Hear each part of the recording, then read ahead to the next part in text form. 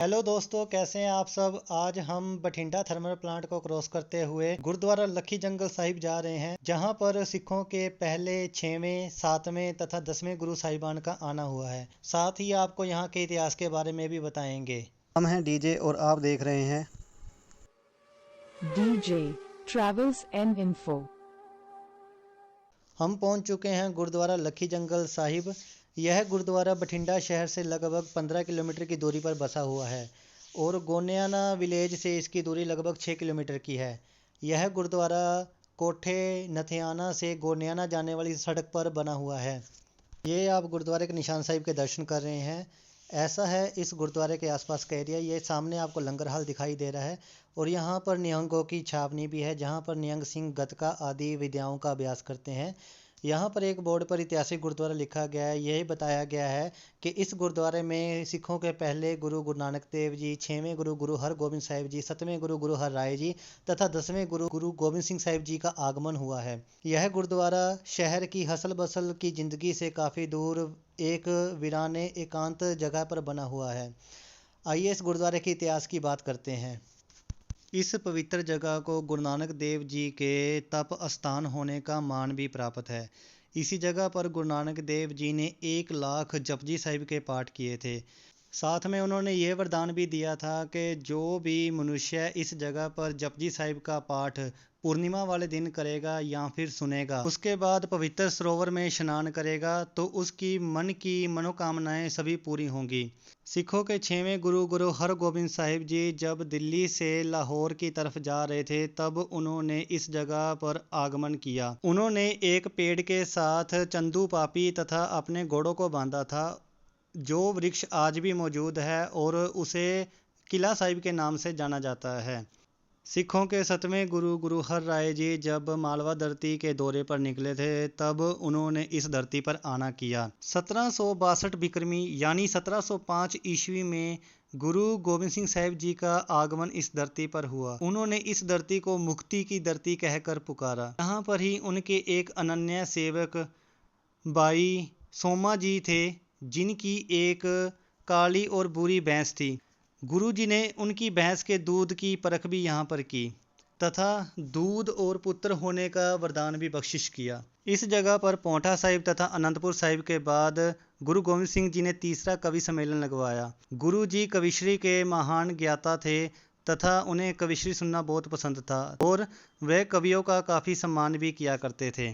इस गुरुद्वारे के पास ही गुरुद्वारा फलाई साहिब मौजूद है। कहा जाता है कि गुरु जी ने फलाई की दातुन करने के बाद उस दातुन को आधा काट कर इस जगह पर लगा दिया था। उस फलाई की दातुन से आज के दिन में एक काफ़ी विशाल फलाई का वृक्ष यहाँ पर मौजूद है। साथ गुरु जी ने मांझ राग में एक शब्द भी उच्चारण किया, जिस शब्द की वजह से इस पावन स्थान की महानता और भी कई गुना बढ़ जाती है। यहाँ पर रिहाइश का कुछ खास प्रबंध नहीं है। ये सामने जो निहंग सिंह है उनकी रिहाइश बनी हुई है। साथ में आपको यहाँ पर निहंगों के घोड़े भी दिखाई देंगे। उसी के साथ यहाँ पर अस्तबल बना हुआ है और यहाँ पर आपको सामने लंगर हॉल दिखाई दे रहा है। चलिए अब इस पावन पवित्र गुरुद्वारे के दर्शन करने के लिए चलते हैं। ये है दरबार साहिब गुरुद्वारा लखी जंगल साहिब के लिए एंट्री गेट। इसके बाहर पाँव धोने के लिए जगह बनी हुई है। गुरुद्वारा साहिब में एंटर करने से पहले आप हाथ पाँव जरूर स्वच्छ कर लें। जैसे ही आप इस गेट से एंटर करेंगे, सामने आपको दरबार साहिब दिख रहा है और उसके राइट साइड आपको पावन पवित्र सरोवर के दर्शन होंगे। सरोवर की तरफ जाते हुए हमें सरोवर के वरांडा में एक कार्टव्हील दिखाई दिया। यह कार्टव्हील पंजाबी में गड्ढा के नाम से जाना जाता है।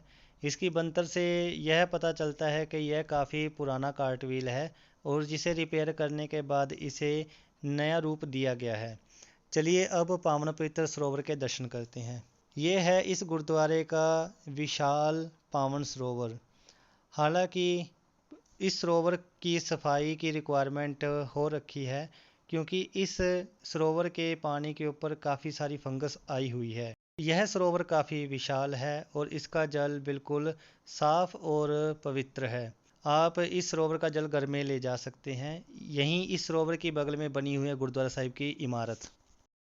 यह है गुरुद्वारा साहिब की पवित्र इमारत। इसके पास आपको 2 निशान साहिब दिखाई देंगे।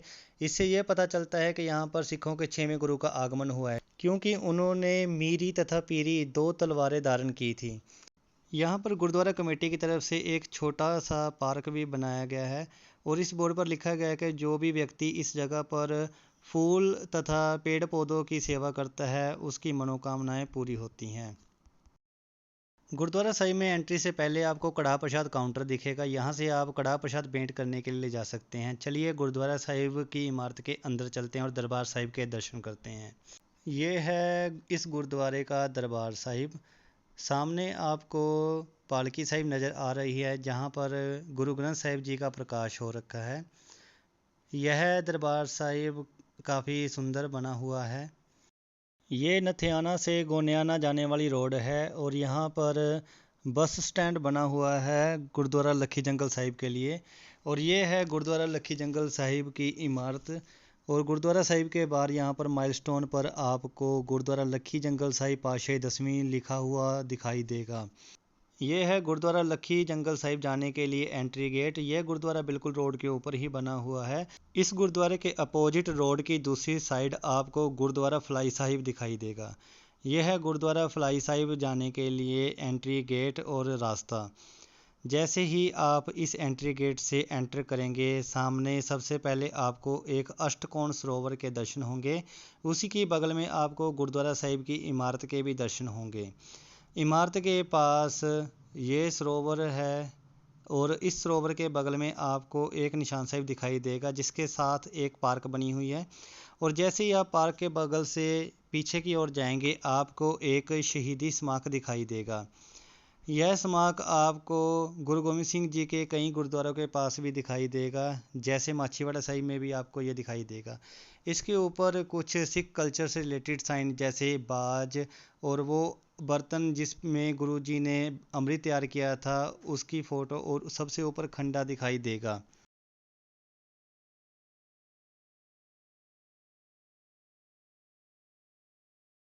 चलिए गुरुद्वारा फलाई साहिब के दरबार साहिब के दर्शन करते हैं और साथ में यहाँ का इतिहास भी जानते हैं।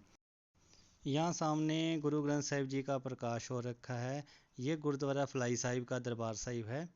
यहाँ माथा टेकने के बाद आपको इसी के बगल में एक तस्वीर दिखाई देगी जिस पर गुरु गोविंद सिंह जी फलाई की दातुन करते हुए और उसके बाद उस दातुन को उन्होंने ज़मीन में गाड़ दिया था, जिससे यहाँ पर फलाई का एक बहुत बड़ा वृक्ष उत्पन्न हुआ। दर्शन कीजिए उस फलाई के वृक्ष के जो गुरु जी द्वारा की गई दातुन से उत्पन्न हुआ है। यह अब के वक्त में काफ़ी विशाल हो रखा है और काफ़ी बड़े एरिया में फैला हुआ है। देखिए ये वो जगह है जहाँ पर गुरुजी ने खड़े होकर दातुन की थी और फलाई के वृक्ष को लगाया था। यहाँ पर एक छोटा निशान साहिब लगा रखा है। ये है वो फलाई का विशाल वृक्ष जो काफ़ी बड़े एरिया में अब फैल चुका है। इसी के पास एक जोत जगा रखी है।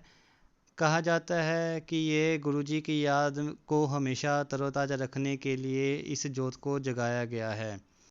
गुरुद्वारा फलाई साहिब के दर्शन करने के बाद आप गुरुद्वारे से बाहर आ जाएं और थोड़ा आगे चलने पर आपको गुरुद्वारा किला साहिब का बोर्ड दिखाई देगा। साथ में एक बरगद का विशाल वृक्ष भी है। जो स्मारक हमने अंदर देखा उसी के बगल में ये एक छोटा सा रास्ता पीछे की ओर जा रहा है। यहाँ से लगभग 100 मीटर की दूरी पर गुरुद्वारा फलाई साहिब बना हुआ है। ये है गुरुद्वारा फलाई साहिब जो अभी निर्माणाधीन है। यहाँ पर गुरु हरगोबिंद साहिब जी ने अपने घोड़े तथा चंदू पापी को बांधा था। ये वो वृक्ष का हिस्सा है जिसके साथ गुरु जी ने अपने घोड़े और चंदू पापी को बांधा था। इस पेड़ के हिस्से से कुछ ग्राफ्ट लेकर यहाँ से नए पेड़ उगाए जा रहे हैं।